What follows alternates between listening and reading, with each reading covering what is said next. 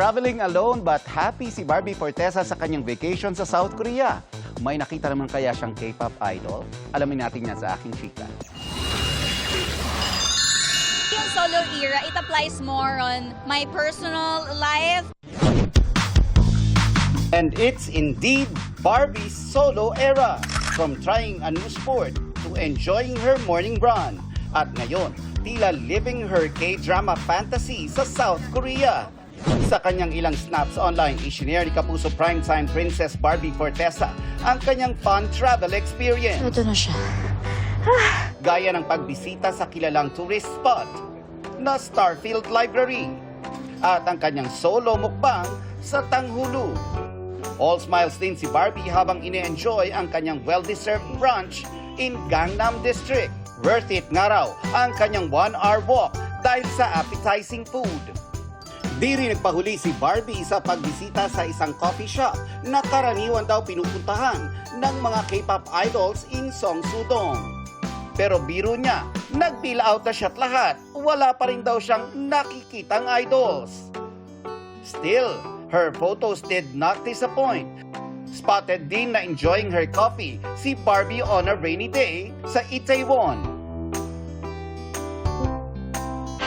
Hindi lang dapat sa style ng mga isusuot na kasalalay ang pagpili ng inyong outfit. Importante rin na alam nyo ang kulay na bagay sa inyo na maaaring ma-achieve through color analysis. Let's watch this.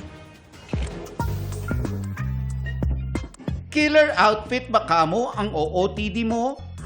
Malay mo, your chosen color might be silently sabotaging you. Welcome to the world of color analysis. Dito, the right shade can make you glow, and the wrong ones can render you tired and dull. Si Enzo, pinag-aralan niya ito sa Japan kung saan nagmula ang konsepto pati na sa Korea. To do color analysis, kailangan munang alamin ang totoong kulay ng balat via a computer program. Naturally, we will see which colors don't suit you the best. I'll tell you why it doesn't look good on you, and if you want to keep using it, we can make it better. Hindi lang black at safe colors ang pwedeng isuot para sa powerful and confident look. You can look professional, you can look respectable in different colors. Like you can look good you can do that in a blue, you can do that in a purple or in a yellow. It's just a matter of like the shade, a specific shade that you should be wearing.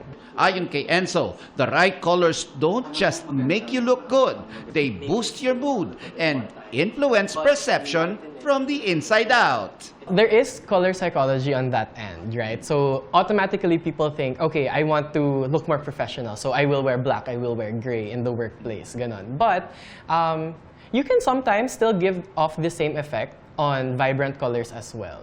Sinubukan ko ang color analysis sa mga kulay na inakala kong bagay sa akin. The brown one brings out the texture of your skin. It makes your under eyes look a little more emphasized there, okay? Between the brown and the yellow, I would recommend the yellow more. The yellow one. Right? Because it brings more color to your face. Kung tama at bagay sa ating skin tone at facial structure, colors can be your best friend. So always look at your face, okay? 1 and 2. If you notice, on the first set of colors, these colors make you look a little too washed out, very pale. But when we saturate the colors and when we make it a little bit more vibrant, it starts to bring a little more color back. Hindi lang ito sa outfit. Same goes with color of your makeup at shape ng accessories. Kailangan daw it works for you and not against you. If you look at the yellow gold naman,